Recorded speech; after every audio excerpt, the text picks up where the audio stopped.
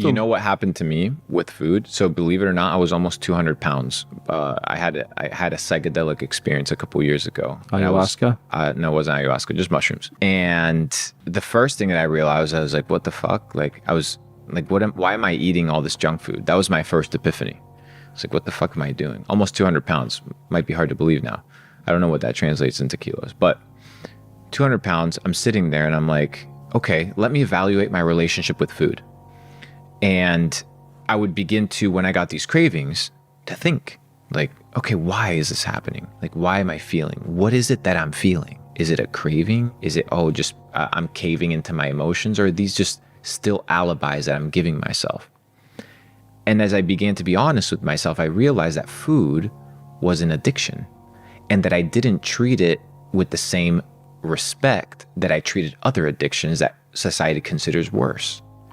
But one of the leading issues for death in the United States, cardiac arrest, heart arrest, it all comes from what people eat, people's food, arteries blocked. But we don't give it the same. People walk into church talking about, the temple of God, eating their donut, drinking their fluoridated water. No consciousness, no awareness, because they don't put it on the same level of addiction, right? It's just, oh no, it's okay. But then you're like, oh, whoa, I'm addicted to food. Well, I'm an addict to nothing, right? That's why gluttony is one of the 7 deadly sins, right? It's crazy, and it's there. It's deadly. It'll kill you, right? So once you evaluate these things, you're like, they've told me it's not as bad, but what if they're fucking with me? Like, what if it is? And once I realized that, I was like, okay, I'm going to treat myself with respect. Just like I wouldn't go do cocaine or do X, Y, and Z because I treat myself with respect. I don't want that addiction.